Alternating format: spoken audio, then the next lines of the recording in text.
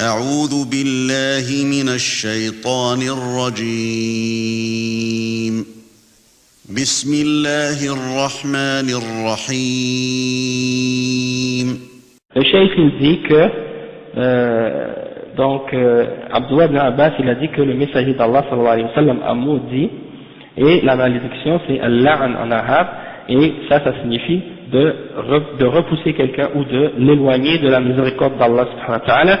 Et donc la signification de lorsqu'il dit le messager d'Allah sallallahu alayhi wa sallam a fait al-la'an ou al-la'ana, ça veut dire qu'il a fait un dua pour que la malédiction d'Allah soit sur ceux qui font l'action qu'il a mentionnée.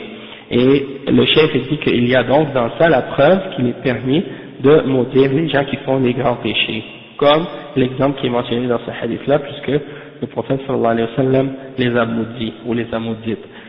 Et comme on l'a expliqué déjà, on peut faire al-la'na en général, c'est-à-dire comme c'est mentionné dans certains hadiths, pour des catégories, mais pas pour des individus. Ok? Donc, là. Et après il dit وهذا فيه دليل على لعن أصحاب الكبائر. Après il dit زائرات القبور, c'est-à-dire les femmes qui visitent les tombes. C'est-à-dire les femmes qui visitent les tombes, et ça prouve l'interdiction pour les femmes de visiter les tombes, ou les cimetières, ou les tombeaux. Et ça c'est la position de la majorité des ulama, et c'est pas permis pour elles de visiter les tombes. Et qu'est-ce qu'on remarque en réalité dans les pays musulmans, en fait, lorsque les endroits où il y a soi-disant la tombe d'un wali ou la tombe des saints, que les gens qui vont les adorer, en grande majorité des gens qui vont faire ces affaires-là, c'est des femmes. Et ça c'est qu'est-ce qui est le plus étonnant. Et comme je lisais le livre d'une ethnologue qui a écrit une recherche justement sur le phénomène des pèlerinages aux tombes dans les pays musulmans, et elle faisait, comme elle expliquait d'une certaine façon, que c'est comme si les hommes, eux, ils ont les mosquées, et les femmes, elles ont les tombes. Allah musta'an. Et pourtant, c'est quelque chose qui a été interdit par le prophète sallallahu alayhi wa sallam, que les femmes visitent les tombes. Donc c'est étonnant de voir que ces gens-là prennent ces endroits-là en particulier pour aller faire des actes d'adoration. Et un point aussi, c'est comme on disait tout à l'heure après la prière de Asr, c'est que tous ces hadiths qu'on a mentionnés, puis les explications que le cheikh donne au sujet des tombes et le danger du shirk qui vient de l'exagération, au sujet des gens qui adorent les tombes, ce sont des hadiths qui sont clairs, et au sujet desquels il n'y a pas d'ambiguïté. Toutefois, on voit que des musulmans persistent à contredire ces hadiths-là. Et des fois, quand on observe l'attitude de certains musulmans, on a comme l'impression que ils ont dit, non pas par leurs paroles, mais par la réalité de ce qu'ils font, c'est comme s'ils disaient on va faire le contraire de tout ce qui est dans le Coran et dans la Sunna. Le shirk est interdit, on va faire le shirk. L'adoration des tombes c'est interdit, on va adorer les tombes. Tout ce qui est interdit dans l'islam, eux ils disent on va le faire. Et donc c'est pour ça qu'on voit que des fois on observe ça, puis on regarde ça de l'extérieur, puis on se dit mais c'est quoi? Tout ce qui est interdit par l'islam, on dirait que c'est ça qui se passe dans certaines sociétés musulmanes. On dirait que les gens ont juste compris le contraire de ce que l'islam enseigne. Et c'est ça ce qu'ils ont décidé de suivre. C'est ça, ils ont trouvé comme le frère dit, ils ont trouvé leurs parents en train de le faire, puis ils les suivent, et puis ils mettent ça par-dessus la révélation. Et ça c'est, comme on dit, c'est dommage.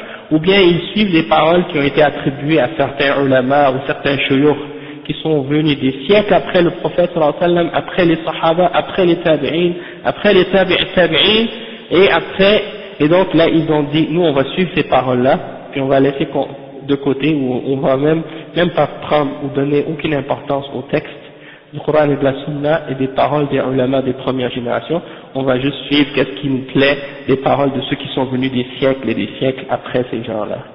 D'accord? Et donc ça c'est l'ignorance, il n'y a pas de doute.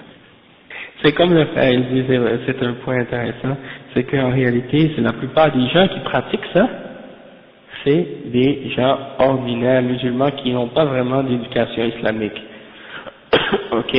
Et en particulier les femmes qui, dans certaines sociétés musulmanes, sont gardées dans l'ignorance de l'islam. D'accord? Et elles pratiquent ces choses-là, et c'est hérité. Vous savez que la mère, c'est elle qui transmet tout à l'enfant, hein? C'est la première école, c'est la mère. Donc si la mère est dans le shirk, dans les tombes, puis qu'elle élève ses enfants là-dedans, eh bien c'est certain que les enfants vont grandir avec ces croyances-là. D'accord? Et donc c'est pour ça que c'est important de garder et de préserver l'éducation islamique des femmes. Mais qu'est-ce qu'on voit actuellement? C'est le contraire. Ils poussent les femmes maintenant dans l'éducation de la dunya, des choses de la dunya, puis ils les gardent encore dans l'ignorance de la religion. C'est-à-dire, ils les poussent pas jamais à apprendre l'islam. Et quand tu fais par la suite, comme le frère dit, tu les vois, elles font ça, et elles se basent sur des khurafat et des histoires, parce que c'est qui les encourage à faire ça? C'est les shuyukh de dalal, parmi les soufiyines et les autres, et qui les encouragent avec des faux arguments et des shubuhat pour les encourager à continuer dans ces formes de bid'a et de khurafat et de shirkiyat. D'accord? Et donc, c'est ça ce qui se passe à la longue. Donc, le plus grand, le meilleur moyen pour combattre ces choses-là, c'est de les éduquer. Mais pas de les éduquer comme les laïcs, ils disent, pour combattre l'ignorance, il faut les éduquer dans l'enseignement des choses de la dunya. Hein? Que si quelqu'un il va être ingénieur, il va plus croire en shirk. Alors que on a vu que c'est faux. Il y a plein de ces gens-là qui sont devenus ingénieurs et continuent à faire le shirk. Hein? Parce que ils n'ont pas de ilm à propos de la religion d'Allah subhanahu wa ta'ala. Ils ont juste du ilm à propos des choses matérielles. يَعْلَمُونَ ظَاهِرًا مِنَ الْحَيَاةِ الدُّنْيَا وَهُمْ عَنِ الْآخِرَةِ هُمْ غَافِلُونَ. Ils connaissent les choses apparentes de la dunya, mais ils sont indifférents au sujet des choses de l'akhirah, et les choses qui ont rapport avec Allah subhanahu wa ta'ala. Donc c'est pas cette science-là qui va les protéger du shirk. La seule connaissance qui peut les protéger du shirk, c'est de connaître les preuves qui viennent du Coran et de la Sunna, et de bien les comprendre. Hein?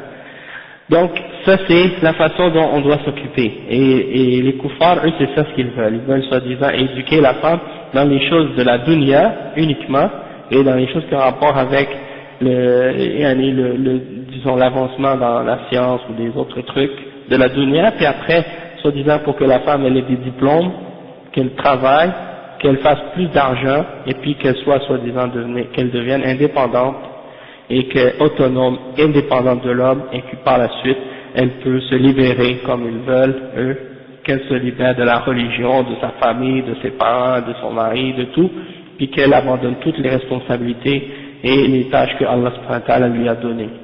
D'accord? Donc ça c'est pour la pousser encore plus dans l'égarement et encore plus dans l'ignorance. Et pour qu'elle reste toujours plus ignorante de sa religion. Et maintenant, le pire encore à ce sujet-là, il faut en parler parce que cette semaine, justement, hier, c'était la journée soi-disant internationale de la femme. Plusieurs noms.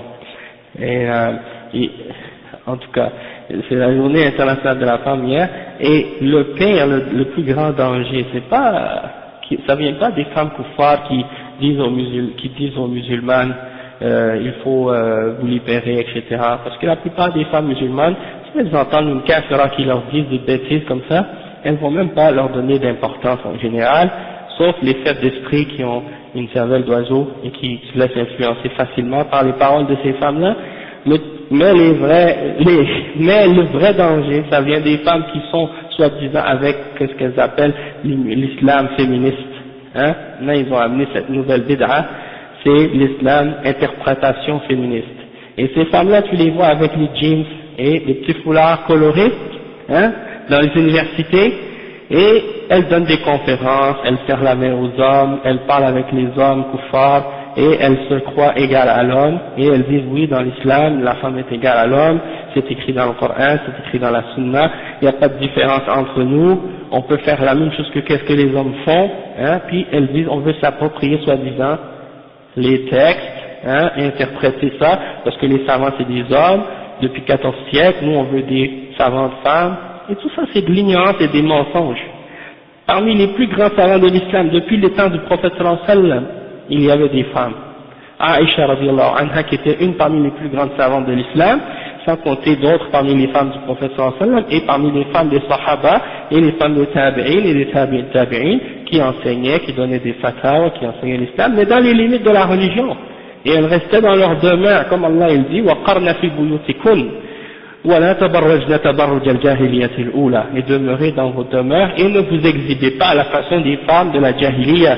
Et aussi Allah il dit, وَإِذَا سَأَلْتُمُوهُنَّ مَتَاعًا فَاسْأَلُوهُنَّ مِنْ وَرَاءِ حِجَابٍ, et lorsque vous leur demandez quelque chose, demandez-leur de par derrière un rideau, hein.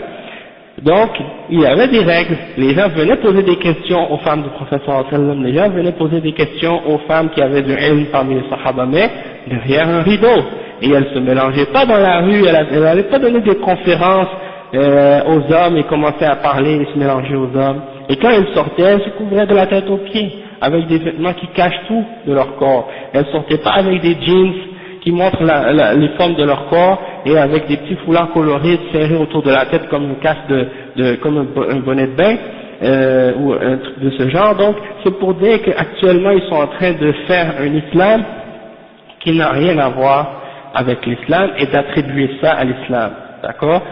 Et ces femmes-là sont plus féministes que les féministes kuffars, et elles disent des choses qui sont contraires à l'islam, contraires au Coran, contraires à la sunna, contraires à l'ijma' des ulama, et elles essaient par la suite de dire que qu'est-ce qu'elles font, c'est en accord avec la religion. Si une femme est un savant et un homme est un savant, il n'y a pas de différence dans la façon dont on approche les textes si on a les mêmes fondements et les mêmes bases. C'est comme par exemple une femme qui enseigne les maths et un homme qui enseigne les maths. Est-ce que la femme qui enseigne les maths, elle va sortir des nouveaux résultats à 1 plus 1, ça va pas faire 2 parce que c'est une femme. Un homme 1 plus 1 ça fait 2, mais une femme c'est autre chose. Hein, bon, les sciences de la religion c'est la même chose. Si c'est qala Allah, qala Rasulullah, qala Sahaba, ça va pas changer parce que c'est un homme ou parce que c'est une femme. Il n'y a pas de différence si c'est un homme ou si c'est une femme dans le ilm.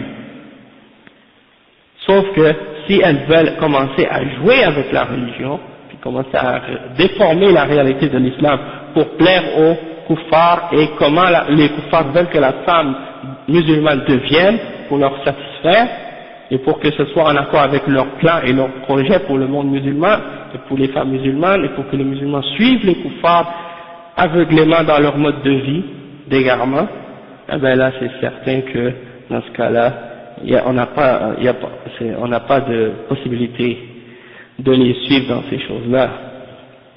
D'accord? Donc, c'est dommage qu'il y ait des femmes comme ça, faibles d'esprit, malheureusement, parmi les musulmans qui se sont fait séduire et qui insistent encore aujourd'hui à utiliser ces termes. Hein? Parce qu'ils veulent être à la mode. Ils veulent être populaires. Ils veulent attirer disons, l'approbation des médias puis de la population.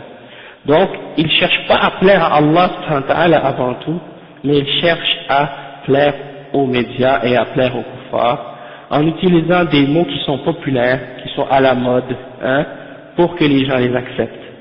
Donc, ils ont dit, le féminisme, c'est un mot qui fonctionne pour les médias. Quand ils nous entendent dire ce mot-là, ils deviennent contents de nous, donc on va l'utiliser nous aussi. Même si ils disent que nous, notre féminisme, c'est pas le même féminisme que elle, nous, là, ça veut dire autre chose, mais au fond, si tu regardes les fondements du féminisme, qu'est-ce que ça signifie le féminisme? Ça peut pas être compatible avec l'islam. Donc c'est comme si tu dis, on va utiliser le mot christianisme, sauf qu'on va faire un christianisme qui est différent du christianisme que ces gens-là suivent, mais c'est un christianisme islamique. Est-ce qu'on peut faire ça? Hein? Non, mais je te dis, non, c'est sûr, pour les kuffars, tu peux tout faire. Mais pour nous, les musulmans, est-ce qu'on a le droit de faire ça? De dire, on va faire un christianisme islamique, ou un judaïsme islamique? Un judaïsme qui accepte le prophète Mohammed sallallahu alayhi wa sallam, et qui accepte le Coran, et qui accepte Isa, et l'Injil, et puis on va dire ça va être un christianisme islamique. Non, on n'a pas le droit de faire ça. Donc le féminisme, c'est des choses qui contredisent l'islam à la base. Et donc de dire qu'un féminisme est islamique, C'est comme si tu essaies de rendre le kufr islamique. C'est la même chose. Parce que tu dis, l'homme et la femme sont égaux. Et égaux dans tous leurs droits et leurs responsabilités. Ça, c'est ça la base du féminisme. Et l'islam est venu pour contredire ça. Pour dire non, la femme et l'homme ne sont pas égaux dans leurs droits et dans leurs responsabilités. Parce que l'homme est créé d'une façon, et la femme est créée d'une façon. Biologiquement, physiologiquement, ils sont différents. Et toute différence biologique ou physiologique, ça implique une différence dans le rôle. Et s'il y a donc une différence dans le rôle, il ne peut pas y avoir des égalités dans les droits et dans les responsabilités. Parce que si la femme elle a son rôle en tant que femme, Allah subhanahu wa ta'ala, c'est pas pour rien qu'Allah a donné à la femme un utérus et des organes génitaux qui servent à la reproduction et des seins avec lesquels elle peut abreuver ou donner du lait à ses enfants. L'homme ne peut pas faire ça. Même s'il essaie de faire ça, il ne peut pas le faire comme la femme. Parce que la femme, Allah l'a créée pour ça. Et c'est pour ça que Allah a dit وَقَرْنَ فِي بُيُوتِكُنْ et restez dans vos demeures. وَلَا تَبَرَّجْنَ تَبَرُّجَ الْجَاهِلِيَّةِ الْأُولَى et ne vous exhibez pas comme les femmes faisaient dans la jahiliya avant l'islam. Hein? Et la même chose pour d'autres règles de l'islam comme ça, tandis que l'homme, lui, son rôle, c'est de sortir, d'aller travailler et de ramener de son argent pour dire, bon, c'est lui qui s'occupe des besoins économiques hein, de sa femme, c'est lui qui paye la nourriture, qui paye le logement, qui paye les biens, les vêtements et tout ça. Ça, c'est pas quelque chose que l'homme a décidé de faire. C'est quelque chose que Allah a dit à l'homme, c'est toi le responsable. C'est toi qui dois t'occuper de ça. C'est toi qui es le gardien de cette femme. C'est toi qui as le devoir de la protéger, de l'éduquer et de faire en sorte qu'elle reste sur le droit chemin. Hein? C'est une responsabilité que Dieu a mis sur l'homme. C'est pas l'homme qui décide. Mais pour les kuffars, la religion ça vient des hommes parce que c'est les hommes qui l'ont inventé. Donc pour eux, si tu dis ça à un kafir, lui il se dit ah ben ça c'est l'homme qui a décidé parce que c'est l'homme qui a fait la religion. Non, la religion c'est pas l'homme, c'est pas lui qui a inventé la religion. Allah subhanahu wa ta'ala il a envoyé des messagers avec des révélations pour enseigner aux hommes comment vivre et comment suivre la vérité. Et c'est de là que vient la religion. Ça vient d'Allah. C'est pas l'homme qui l'a inventé comme eux ils prétendent. D'accord? Et donc c'est pour ça. Alhamdulillah, eux ils disent autrement. Ils disent non. La femme et l'homme sont égaux. Leur rôle, ils ont le même rôle, ou bien les mêmes, ils sont des individus à part égale, à part entière. Il n'y a pas de chef de la famille. La femme est autant responsable que l'homme. Les deux sont responsables. Et ils doivent faire des deux le même rôle. Si la femme veut être pompier, chauffeur de taxi, n'importe quoi, ça c'est son droit. Hein? Elle a les mêmes droits que l'homme. Hein? Elle peut faire qu'est-ce qu'elle veut comme elle veut. Elle a les mêmes lois égales. Même dans leurs lois, les kuffars, ils ont dit que la femme elle peut divorcer comme l'homme, la même chose. Et elle peut aller sortir quand elle veut, faire qu'est-ce qu'elle veut, comme elle veut, contrairement aux règles de l'islam. Donc si quelqu'un parmi les musulmans utilise ces termes et appelle au féminisme au nom de l'islam, eh ben il est en train d'inventer une bid'a et en train d'appeler les gens à l'égarement au nom de l'islam. Donc ça c'était important de mentionner ça parce que ces gens-là, les kuffars, ils nient la réalité. Ils nient les différences entre l'homme et la femme, biologiques. Ils disent, ouais, la femme est différente de l'homme, mais ça veut rien dire. Ça, c'est juste physique, biologique. À part ça, elle est comme un homme, elle peut faire comme un homme, elle peut agir comme un homme. Et au fond d'eux-mêmes, ils savent que c'est faux. Ils savent que c'est un mensonge. Les femmes le savent et les hommes le savent. Mais ils se mentent les uns les autres et ils font semblant, hein, qu'ils acceptent ce mensonge-là. Pour des intérêts dans la dunya. Hein. L'homme kafir, il est content de ça parce que lui, ça lui enlève une responsabilité. Et il aime sa liberté. Il peut profiter de la femme comme il veut, satisfaire ses désirs avec n'importe quelle d'entre elles et l'acheter comme une chaussette quand il n'en a plus envie. Hein? C'est la réalité, c'est comme ça.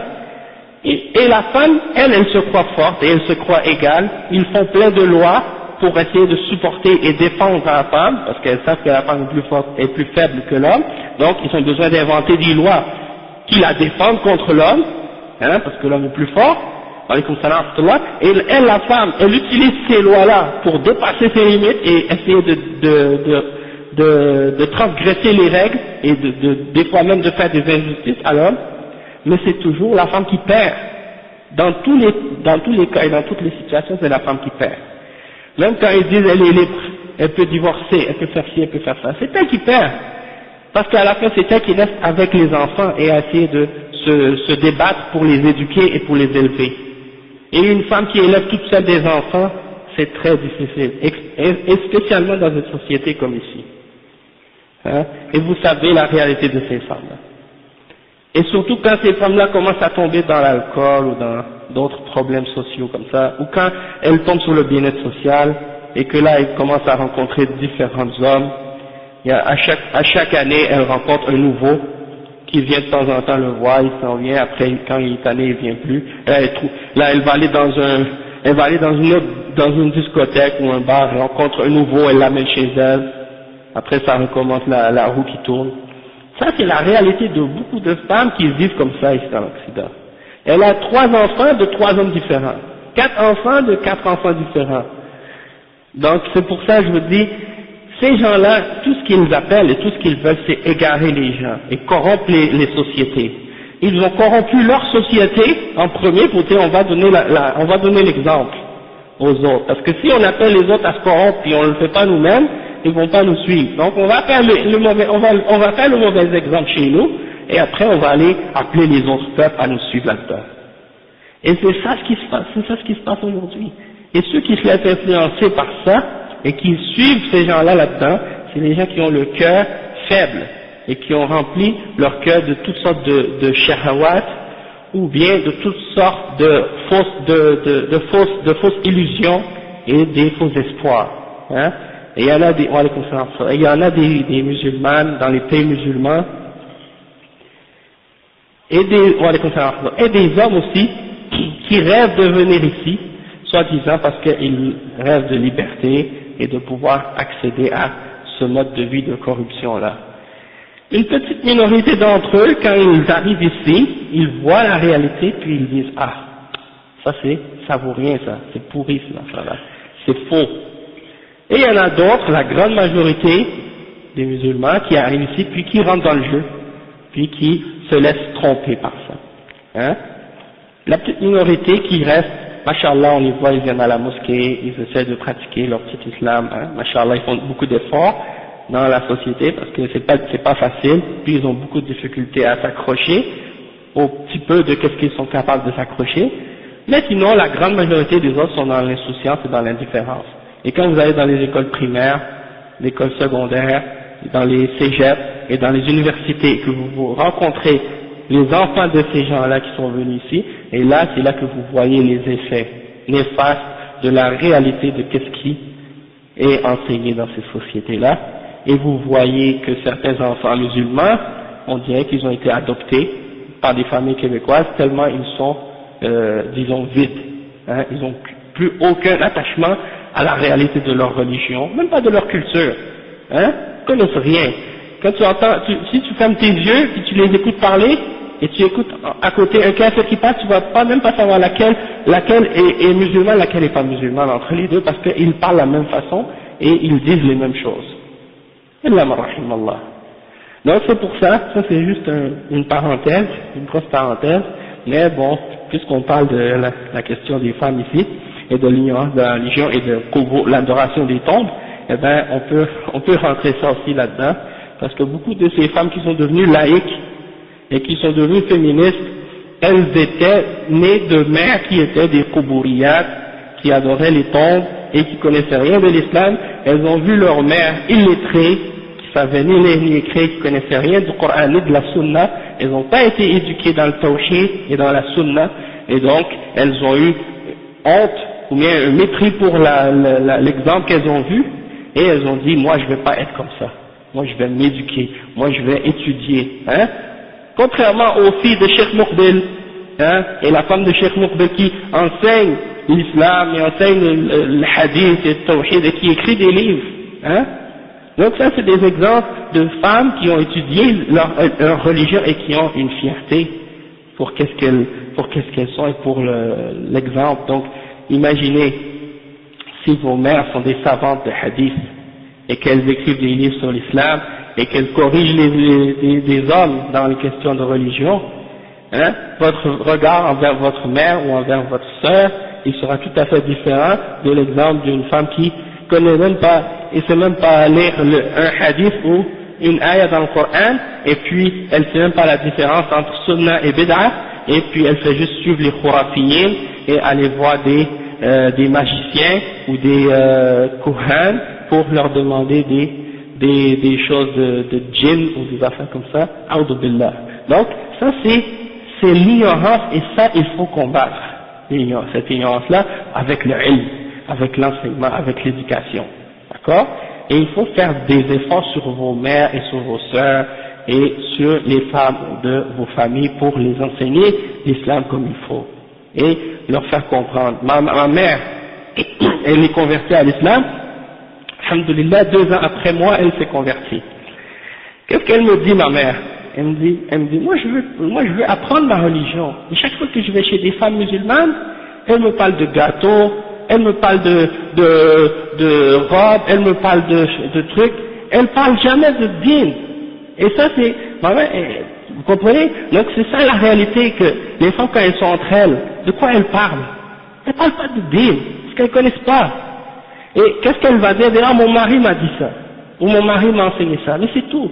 Elles disent que son mari lui a dit, pas parce que c'est la preuve, pas parce qu'elle connaît le dalil, juste parce qu'elle a entendu que lui il a dit ça, ou bien tel cheikh a dit ça, mais il connaît pas le manhaj, il connaît pas le principe, comment ça fonctionne, l'istidlal et toutes ces choses-là. Donc il faut pas juste les éduquer de façon superficielle, mais en même temps aussi leur donner des bases et des fondements pour qu'elles comprennent réellement la religion avec profondeur et avec des principes et des règles, hein. Donc ça c'est très important.